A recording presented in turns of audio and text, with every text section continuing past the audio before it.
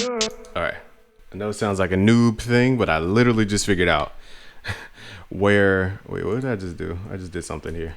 I found out where the master stuff is. So like, I have to pause the video. I had to pause my life and show you. So you go to this vertical thing, which is like the mixer versus the arrangement window. What does H and W stand for? I don't know. Width, height. Okay, cool. Back to the mixer. So I was clicking in here trying to figure out like why the master effect chain isn't pulling up. I was like, what's going on? So you have to click up top at the tab. You have to click up top at the tab. Who would have figured that out? Because you can click everything else in the middle somewhere, but that one you can't click in the middle, which is just odd. So anyway, you click at the top, then you can add stuff. So let me start mastering this. The reason I can't talk as much is because my vocals will go through the mastering too, and then I'll be like 3 times as loud. So what I'm going to do for this track, let me hear it back. We already kind of slammed the drums. Trying to think what else we can do.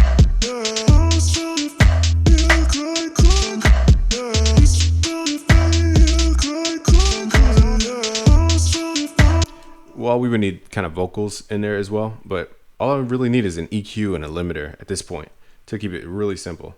Now, if you want that like jungle kind of dance track feel, which is like a whole different genre, I just randomly clicked on filter delay, go mid, dragged it in. You would just need to like turn down some of the levels so it doesn't clip. But this is the effect. I just want you to hear this so you can hear where that genre came from.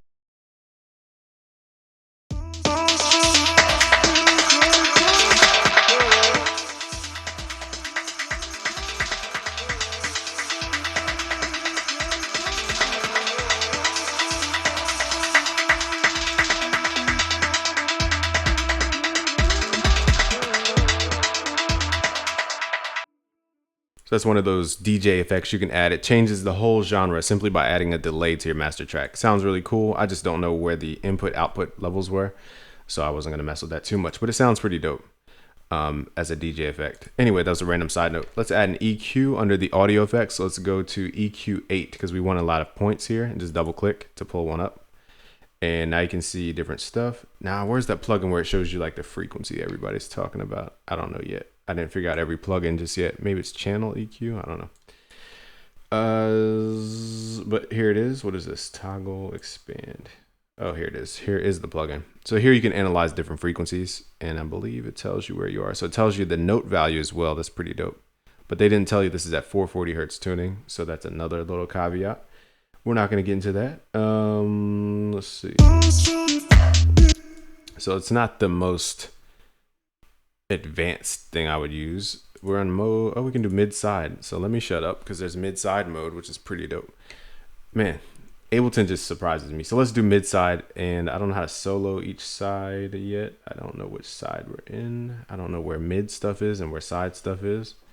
Let me figure it out. And I still don't know what's mid and what's side. There has to be a button that switches between mid and side somewhere. What is this? Analyze, edit. Okay, here it is. It's the edit button. Okay, a little weird that mid and side are different, but let's edit the mono right now. I don't know if we're soloing the mono. Audition mode. Let's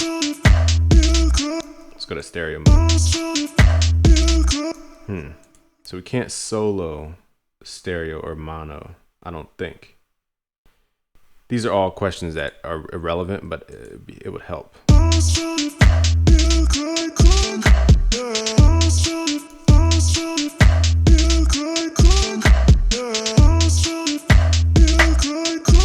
Let's work on the stereo stuff. Boost up the high frequencies. Boost up the low mids. Make it feel more full and more like flat. Because the reason your mono sounds so far apart from your stereo is because it doesn't sound glued frequency wise. And the stereo usually doesn't have a lot of low mids in it. So this is how you make one big flat scenery. In general, I'm generalizing, but that's how you do it.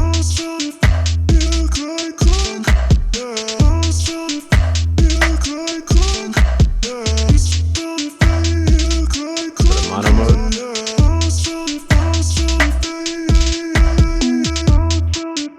Move the frequency up to about 3K.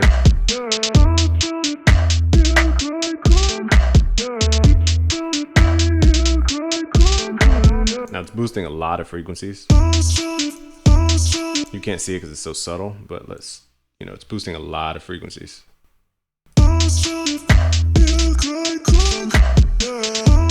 That's why people tell you to do small boosts when it comes to the master, because if you have a broad stroke like that, you don't want to boost everything by 10 dB. It's going to go insane. So that's why they say boost really small, but that's only if you're doing those broad strokes. It's probably like a button where we could solo that frequency. Maybe not. Try one more thing.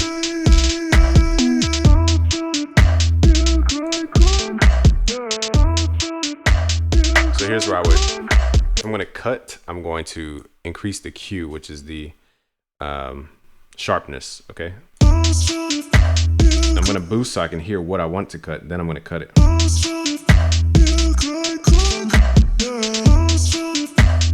And before I boost, actually, let's just look at the bumps. So I'm looking for like random bumps that shouldn't be there. So somewhere right around, what is this? Around 80 hertz. That's where the 808 lives. And the bottom of the vocals live around 300. So you can see there's visually separations in the sound.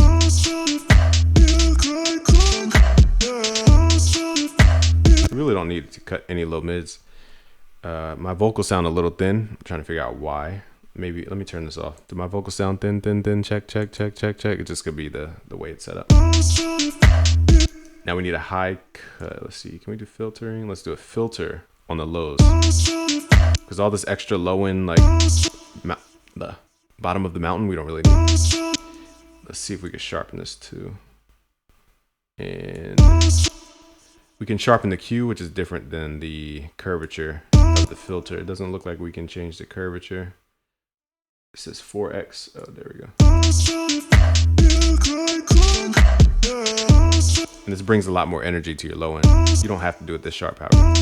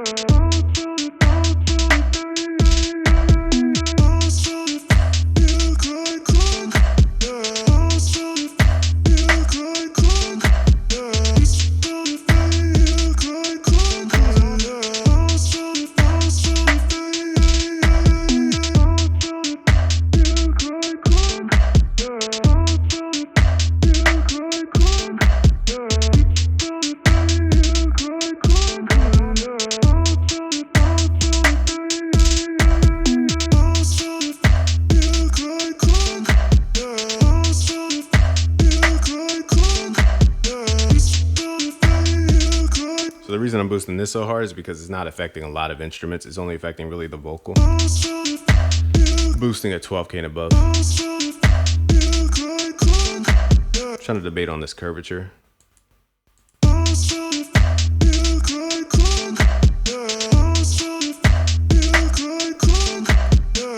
Now let's grab our limiter.